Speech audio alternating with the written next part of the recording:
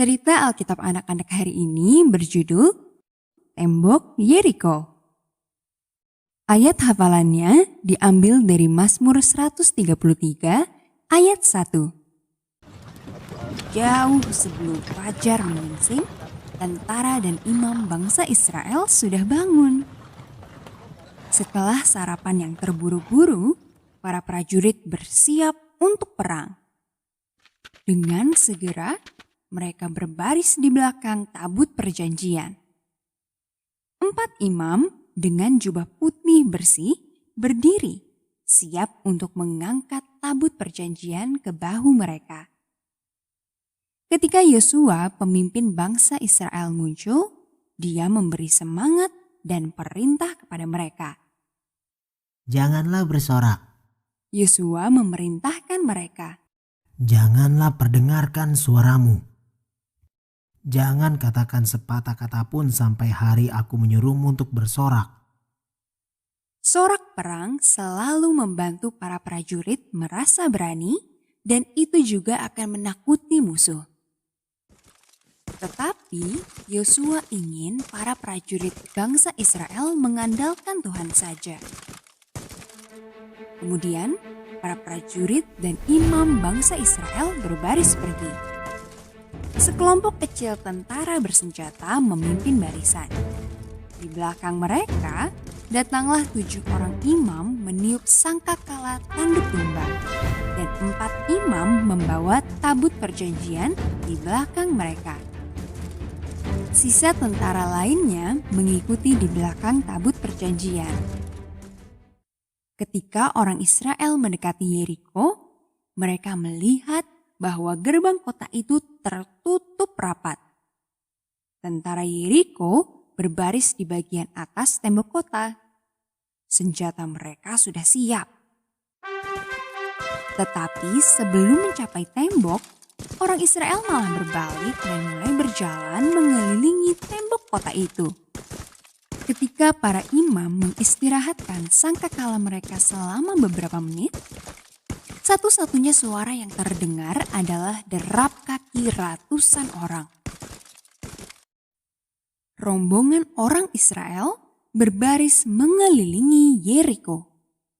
Kemudian mereka kembali ke perkemahan. Para prajurit Yeriko yang ada di tembok kota menurunkan senjata. Mereka benar-benar bingung. Apa yang terjadi? Keesokan harinya, rombongan yang sama meninggalkan perkemahan Israel dan berbaris menuju Yeriko.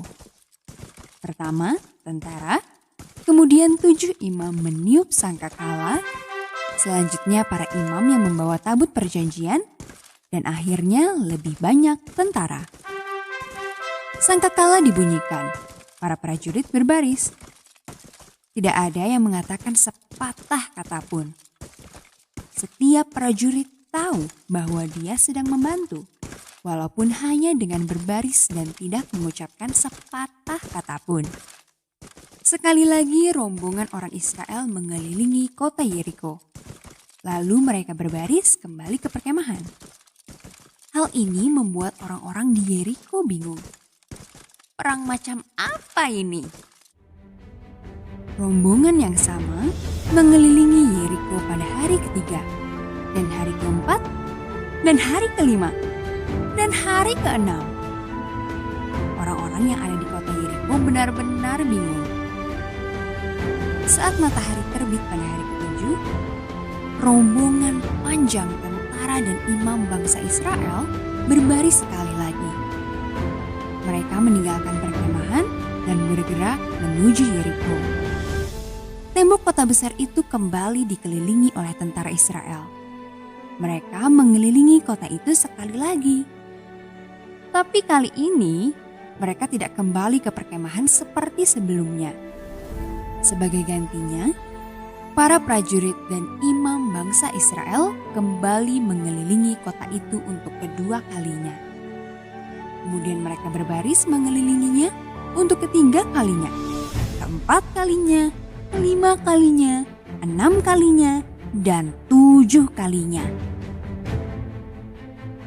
Setelah 7 kali mengelilingi tembok kota Yeriko, rombongan itu berhenti.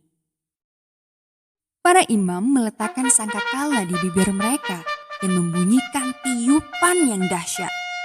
Bersoraklah, Yosua memerintahkan mereka. Tuhan telah memberimu kota ini. Para prajurit menengadahkan kepala dan berteriak sekuat tenaga. Saat itulah hal yang sama sekali tidak terduga terjadi. Hal yang benar-benar mustahil terjadi. Dengan suara yang memekakkan telinga, runtuhlah tembok Yeriko itu.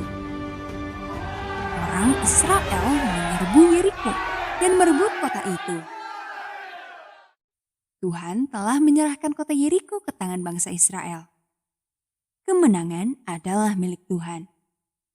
Tetapi orang Israel telah melakukan bagian mereka. Mereka telah bekerja sama seperti yang diperintahkan Yosua. Adik-adik yang baik, pelajaran dari cerita Alkitab anak-anak hari ini adalah di dalam Tuhan kita semua dapat bekerja sama.